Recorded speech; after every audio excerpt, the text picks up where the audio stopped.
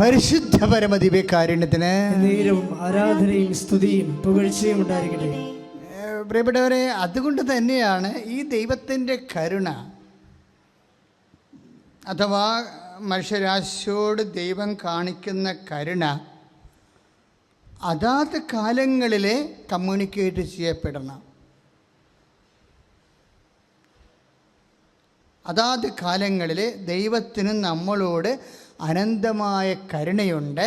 അതുകൊണ്ട് പാപികൾ പോലും പതറരുത് എന്നുള്ള ദൈവത്തിൻ്റെ മനസ്സ് അതാത് കാലങ്ങളിൽ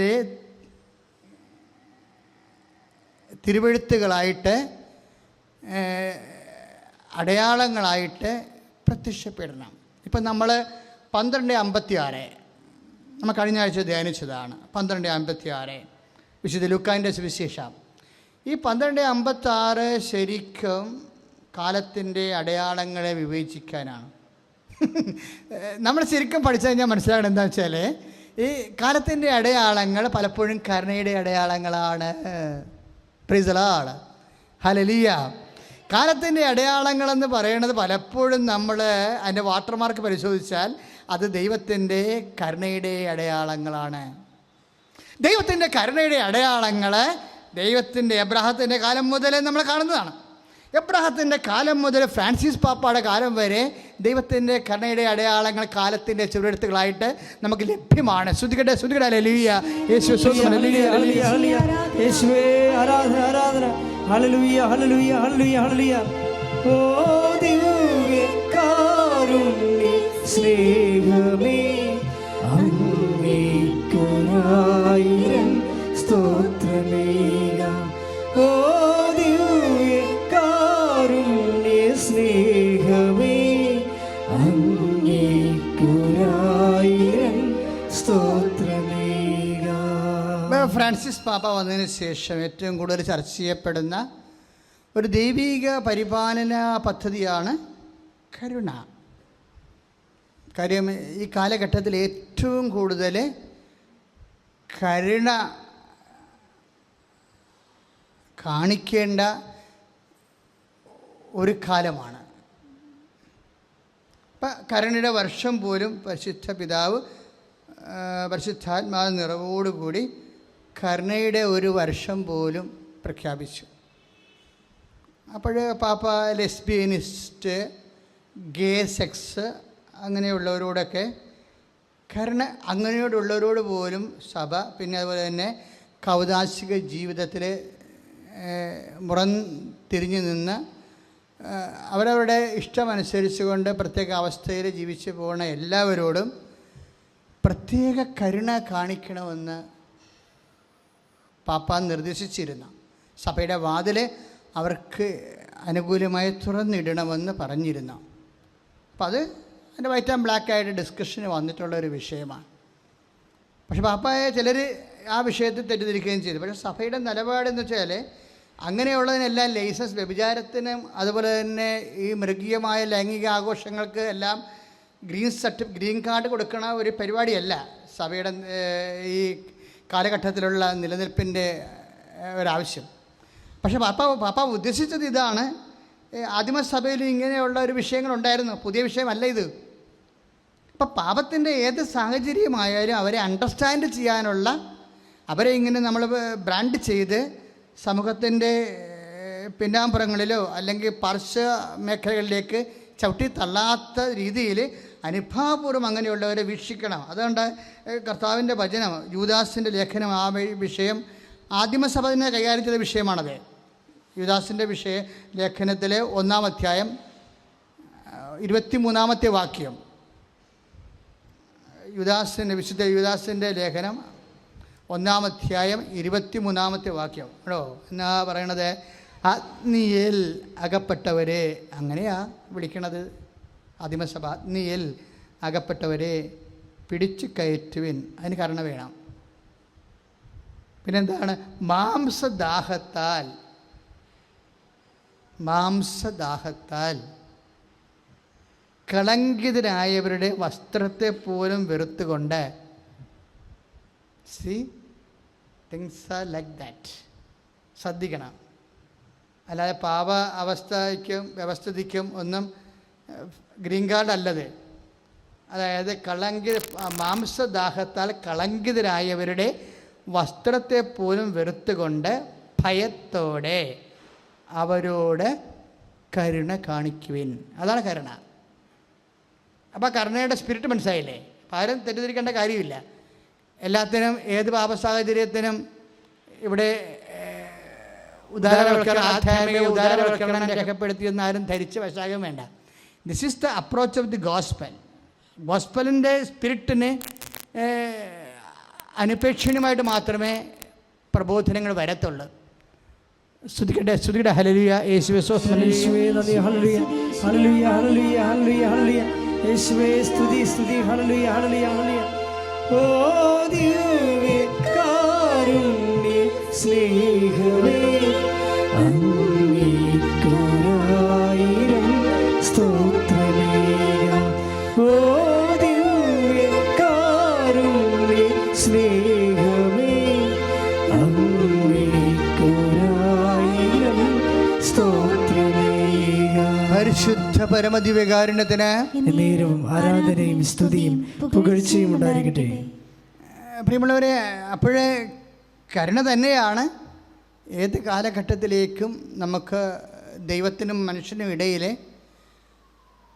ഏറ്റവും കൂടുതൽ സമയമെടുത്ത് വിശദീകരിക്കപ്പെടുകയും ദൈവത്തിൻ്റെ മനസ്സ് വെളിവാക്കപ്പെടുകയും ചെയ്യേണ്ട രക്ഷാസന്ദേശ മേഖല.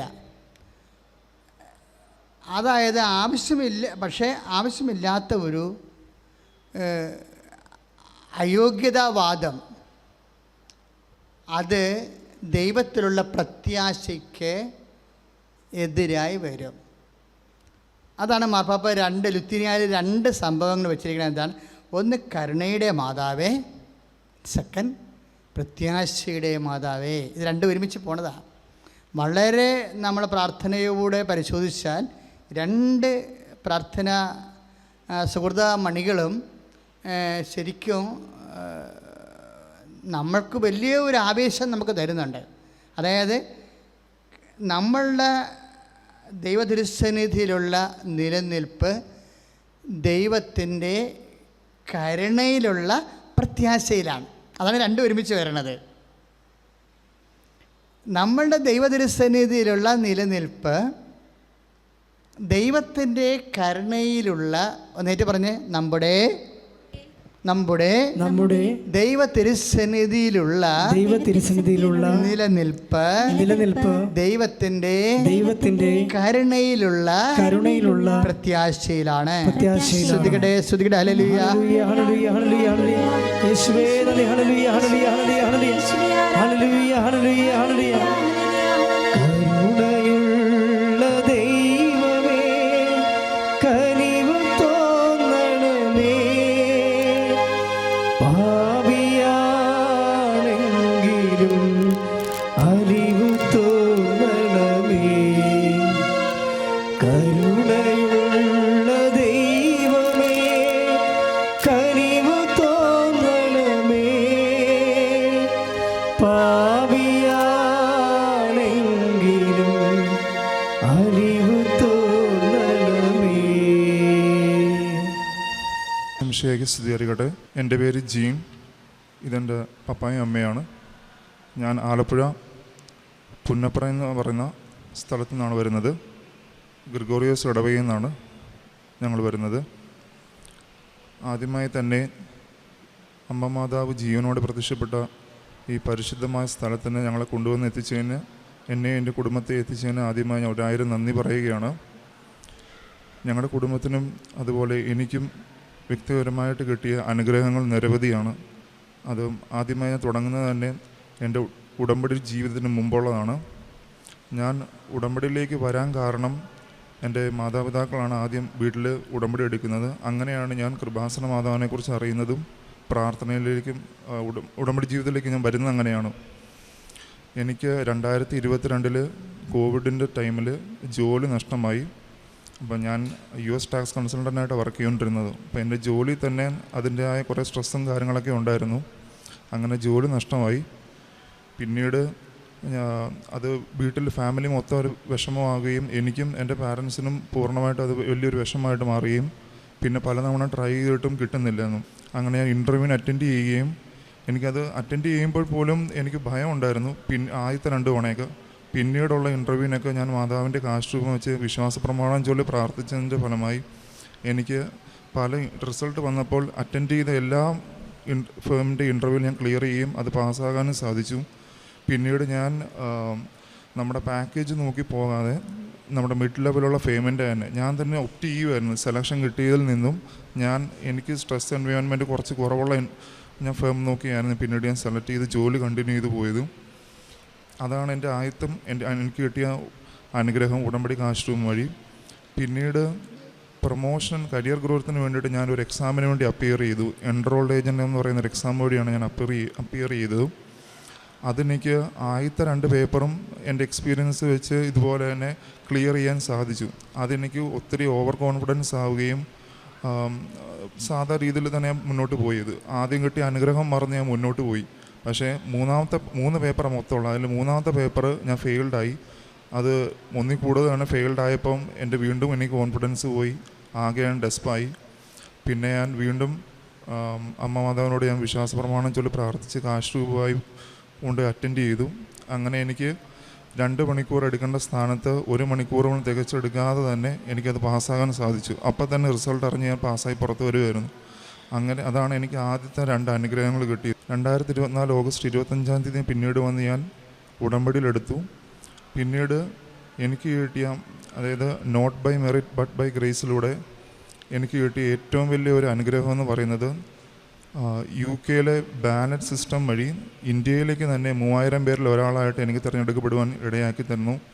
അത് ഇപ്പോഴും എനിക്കത് വിശ്വസിക്കാൻ പറ്റില്ല. കാരണം എൻ്റെ ഒരു കഴിവുകൊണ്ട് മാത്രമല്ല, കാരണം എൻ്റെ ദീർഘനാളായിട്ടുള്ള എൻ്റെ ഒരു ആഗ്രഹമായിരുന്നു വിദേശത്ത് പോയി പഠിക്കുക എന്നുള്ളത്.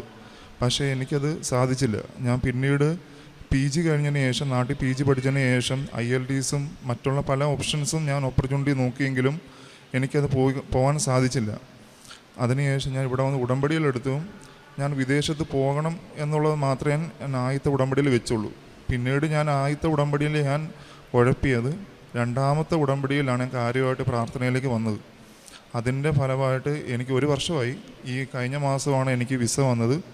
അപ്പം അതിന് അമ്മ മാതാവിന് 1000 നന്ദി ഞാൻ പറയുകയാണ്. പിന്നീടുള്ള എനിക്ക് കിട്ടിയ അനുഗ്രഹം എന്ന് പറയുന്നത് എനിക്ക് ഈ ജോബിൻ്റെ 5-6 വർഷം IT വർക്ക് ചെയ്തതിൻ്റെ കൊണ്ട് എനിക്ക് നട്ടലിനൊരു ബുദ്ധിമുട്ടുണ്ടായിരുന്നു. അതായത് എനിക്ക് സെർവിക്കൽ ഡിസ്കിന് ബൾജുള്ളതുകൊണ്ട് ഭയങ്കര പെയിനായിരുന്നു. എത്ര മെഡിസിനൊക്കെ ഒത്തിരി എടുത്തിട്ടും കുറവൊന്നുമില്ലായിരുന്നു. അങ്ങനെ ഞാൻ ഉടമ്പടി തൈലവും അതുപോലെ തന്നെ ഉപ്പും പ്രയോഗിച്ചു. വേദന കുറയും. അതിനുശേഷം ഏറ്റവും ലാസ്റ്റ് ഞാൻ അച്ഛനെ വന്ന് തൈലം പൂശി, അതായത് സൈത്ത് പൂശി പ്രാർത്ഥിച്ചതിൻ്റെ ഫലമായി എനിക്ക് പൂർണ്ണമായിട്ട് എനിക്ക് സൗഖ്യം ലഭിച്ചു. ഇപ്പോൾ എനിക്ക് വേദനയും കാര്യങ്ങളൊന്നുമില്ല. അതിനും അമ്മ മാതാവിനും തിരുക്കുമാരനും 1000 നന്ദി ഞാൻ പറയുകയാണ്. പിന്നീടുള്ള എനിക്ക് കിട്ടിയ അനുഗ്രഹങ്ങളെന്ന് പറയുന്നത് എനിക്ക് നിസ്സാര മെഡിക്കൽ റീസണ് എന്തെങ്കിലും ഒരു മൈനോട്ട് കാര്യൻസ് വരും ടെൻസ്ഡ് ആകുന്നൊരു വ്യക്തിയാണ്. അങ്ങനെയാണ് ഞാൻ ഈ ഉടമ്പടി ജീവിതത്തിൽ വന്നപ്പോൾ ഒത്തിരി ബൈബിൾ വായിക്കാൻ തുടങ്ങി. അങ്ങനെ എനിക്ക് കുറേ വചനങ്ങൾ പഠിക്കാൻ സാധിച്ചു. എസ്തേറിൻ്റെ പുസ്തകത്തിൽ നിന്നുള്ള അതീവ കഠിനമായിട്ടുള്ള ഉത്കണ്ഠ നിറഞ്ഞൊരു സ്ത്രീയായിരുന്നു. അപ്പം എസ്തേർ കർത്താവിനോട് വിളിച്ച് അപേക്ഷിച്ച് പ്രാർത്ഥിച്ച ആ വചനം ഞാൻ എപ്പോഴും ഏറ്റുപറയും എനിക്ക് എന്തെങ്കിലും ടെൻസ്ഡായി കഴിയുമ്പോൾ. പിന്നീട് ഇൻ്റർവ്യൂവിന് പോകുന്നതിന് മുന്നേ നിൻ്റെ ദൈവമായ കർത്താവ് വിജയം നൽകുന്ന യോദ്ധാവ് നിൻ്റെ മധ്യയുണ്ട്, ഞാൻ തന്നെ നിന്നോടുകൂടെ വരികയും നിനക്ക് ആശ്വാസം നൽകുകയും ചെയ്യും. ഇങ്ങനെയുള്ള വചനങ്ങൾ ഞാൻ പ്രാർത്ഥിച്ച് ഉരുവിട്ടുകൊണ്ടാണ് ഞാൻ അറ്റൻഡ് ചെയ്യുന്നത്. അതെനിക്ക് വലിയൊരു കോൺഫിഡൻസും കിട്ടി. എനിക്ക് പലപ്പോഴും പല ഇൻ്റർവ്യൂവിനും അതുപോലെ പല എക്സാമിനും അറ്റൻഡ് ചെയ്തിട്ട് എനിക്കത് നല്ല വിജയമാണ് കൈവരിക്കാൻ സാധിച്ചത്. അതിനെല്ലാത്തിനും പറഞ്ഞറിയിക്കാൻ പറ്റാത്ത നന്ദിയാണ്. ഇനി ഞാൻ ഉടമ്പടി ജീവിതത്തിലാണ് ഉറച്ചു നിൽക്കുന്നത്. അതുപോലെ അനുഗ്രഹങ്ങളാണ് എൻ്റെ കുടുംബത്തിനും എനിക്കും വ്യക്തിപരമായിട്ട് അമ്മ മാതാവ് തന്നിരിക്കുന്നത്. പിന്നെയുള്ള രോഗസൗഖ്യത്തിലൂടെയും തന്നിരിക്കുന്നത്. ഞാൻ വ്യക്തിപരമായിട്ട് ചെയ്യുന്ന പ്രേക്ഷിത പ്രവർത്തനങ്ങളെന്ന് പറയുന്നത് പത്രം കൊടുക്കും, അതുപോലെ തന്നെ മുടങ്ങാതെ അച്ഛൻ്റെ ടോക്ക് കാണും എല്ലാ ചൊവ്വാഴ്ചയും. എന്നിട്ട് അത് മറ്റൊരിലേക്ക് ഞാൻ വാട്സപ്പ് ത്രൂവോ അല്ലെങ്കിൽ ഇൻസ്റ്റയിൽ ത്രൂവോ ഞാൻ ഷെയർ ചെയ്യുന്നത്. പിന്നീടുള്ള കാരുണ്യ പ്രവർത്തികളെന്ന് പറയുന്നത് ഇതുപോലെ തന്നെ ഭക്ഷണം കൊടുക്കും. അത് ക്യാഷായിട്ടോ അതുള്ള അർഹിക്കുന്നവർക്ക് എൻ്റെ സാലറിയുടെ ഒരു പോർഷൻ എല്ലാ മാസവും ഞാൻ കൊടുക്കും. വചനങ്ങൾ പഠിക്കുവാൻ ഒത്തിരി സാധിച്ചു. കാരണം വേറൊരു പ്രത്യേകത, ഞാൻ ഞാൻ നേരത്തെ പ്രാർത്ഥിക്കുന്ന ഒരു വ്യക്തിയാണ്. കാരണം എൻ്റെ വീടിനോട് ചേർന്ന് തന്നെ പള്ളിയും, പിന്നെ ഞാൻ വളർന്നു വരുന്ന സമയം മുതലേ എൻ്റെ മാതാപിതാക്കൾ എപ്പോഴും ദിവസവും പള്ളിയിൽ പോകുന്നതും അതുപോലെ തന്നെ ഡെയിലിയും വൈകിട്ട് പ്രാർത്ഥിക്കുന്നത് കണ്ടു വളർന്നത്. അതുകൊണ്ട് ഞാൻ ഓൾട്ടർ വേർഡും കൂടി പോകുന്ന പള്ളിയിൽ. അപ്പോൾ പ്രാർത്ഥനാ ജീവിതം എനിക്ക് ചെറുപ്പത്തിലോട്ടുണ്ട്. പിന്നീട് ചെറുതായിട്ട് ഒരു ഉഴപ്പ് വന്നതെന്ന് വെച്ച് കഴിഞ്ഞാൽ ഞാൻ MBAക്ക് പഠിക്കാൻ വേണ്ടി നാട്ടിൽ നിന്ന് മാറി. അങ്ങനെ ഒരു വീഴ്ച വന്നു. അത് എൻ്റെ ജീവിതത്തിൽ പല പ്രത്യാഘാതങ്ങളും ഉണ്ടാകുകയും ചെയ്തു. അങ്ങനെ ആ ഒരു വീഴ്ച വന്ന് പ്രാർത്ഥനയിൽ നിന്ന് മാറിയ പിന്നീട് വന്നുള്ളൊരു ജീവിതമാണ് എൻ്റെ ഉടമ്പടി ജീവിതം. അതിലെനിക്ക് നല്ലപോലെ ഒത്തിരി അനുഗ്രഹങ്ങൾ നേടാനും സാധിച്ചു. പ്രാർത്ഥനയിൽ കൂടുതൽ ദൈവത്തിലേക്ക് ദൈവത്തെ കൂടുതൽ അറിയാനും സ്നേഹിക്കുവാനും വചനങ്ങൾ പഠിക്കുവാനും. അത് സാധാ ബൈബിൾ വായിച്ച് പോകുന്ന പോലെയല്ല. നമ്മൾ അച്ഛൻ്റെ ടോക്ക് കേൾക്കുമ്പോൾ നമ്മുടെ ജീവിതത്തിലെ ഓരോ സിറ്റുവേഷനിൽ സിങ്ക് ചെയ്താണ് അച്ഛങ്ങൾ വചനം പറഞ്ഞു തരുന്നത്. അപ്പോൾ നമുക്ക് ജീവിതകാലം മുഴുവൻ നമുക്കത് എന്നും ഓർമ്മയായിരിക്കും. അപ്പോൾ ഏത് സിറ്റുവേഷൻ നമ്മളത് ഫേസ് ചെയ്താലും എൻ്റെ ഉള്ളിൽ നിന്ന് അത് ഞാൻ പോലും അറിയാതെ എന്നെ ട്രിഗർ ചെയ്ത് വരും, എൻ്റെ മൈൻഡിലോട്ട് വരും. അങ്ങനെ പല ഈ കിട്ടിയ അനുഗ്രഹം എല്ലാത്തിനും, ഞാൻ നേരത്തെ പറഞ്ഞ അനുഗ്രഹം തന്നെ അമ്മ മാതാവിനും തിരുക്കുവാൻ ഒരിക്കൽ കൂടി നന്ദി പറഞ്ഞുകൊണ്ട് എൻ്റെ പപ്പായ്ക്ക് കൈമാറുകയാണ്. ഈശ്വരണ്ടായിരിക്കട്ടെ. ഞാൻ 2019 ഏപ്രിൽ മാസത്തിലാണ് ഉടമ്പടി എടുത്തത്. അത് ഞാനും എൻ്റെ ഭാര്യയും കൂടെയാണ് വന്നത്. ഞാനാണ് ഉടമ്പടി എടുത്തത്. അതിനുശേഷം ഇവരുടെ പിള്ളേർ പഠിച്ചു വരുന്ന സമയമാണ്. ഇവരെ പഠിപ്പിക്കാനുള്ള ബുദ്ധിമുട്ട്, കാരണം ഇവരുടെ ചെറിയ പ്രായത്തിലായതുകൊണ്ട് പറഞ്ഞാൽ കേൾക്കാനുള്ള ബുദ്ധിമുട്ട്, അങ്ങനെയൊക്കെ ഉള്ള മാതാപിതാക്കൾക്കുണ്ടാകുന്ന ആ ഫീലിങ് നമുക്കും കൂടുതലായിട്ട് വന്നു. ഇവർ പിടിച്ചാൽ കിട്ടത്തില്ലാതെ പോവുമോ, അങ്ങനെ നിരന്തരം പ്രാർത്ഥിക്കുകയും പഠിപ്പിച്ചെടുക്കാനുള്ള സാമ്പത്തിക ബുദ്ധിമുട്ടെങ്കിലും മാതാവിനോട് നിരന്തരം പ്രാർത്ഥിക്കുക, മാതാവേ ഞങ്ങളെ ഉപേക്ഷിക്കരുതേ, മക്കളെ നേർവഴിക്ക് കൊണ്ടുപോകണമേ. അതുപോലെ തന്നെ ഇവരെല്ലാവരും പാസ്സാകുകയും ഡിഗ്രി പാസ്സാകാനും MBAക്ക് കയറാനും ഒക്കെ സാധിച്ചു. ഇവന് ഈ ജോലി കിട്ടിയതിന് ശേഷം ഇവനോട് ഞാൻ മക്കളോട് നിർബന്ധിക്കും, എടാ നിങ്ങളും ഉടമ്പടി എടുക്കണം. അവർ പറയും അയ്യോ പറ്റത്തില്ല, ഞങ്ങൾക്ക് സമയമില്ല, ഞങ്ങൾക്കിതൊന്നും ചെയ്യാൻ പറ്റത്തില്ല, പപ്പ പറയുന്ന പോലെ എടുത്താൽ അത് പാലിക്കണം. അങ്ങനെ ഞാൻ നിർബന്ധിച്ച്, താല്പര്യമില്ലാത്തതാണ് സത്യം പറഞ്ഞാൽ എൻ്റെ ഈ മകൻ ഇതിലേക്ക് കടന്നു വന്നത്. പക്ഷേ എന്നെക്കാട്ടിലും വളരെ തീഷ്ണതയോടും ഉത്സാഹത്തോടും കൂടിയാണ് ഇപ്പോൾ ഈ ഉടമ്പടിയിൽ മുന്നോട്ട് പോയിക്കൊണ്ടിരിക്കുന്നത്. കൃപാസനത്തിൽ പത്രം മേടിക്കുകയും എല്ലാം എന്നെ കൊണ്ടാകുന്നത്ര ഞാൻ നടന്നു തന്നെ കൊണ്ട് കൊടുക്കാറുള്ളത്.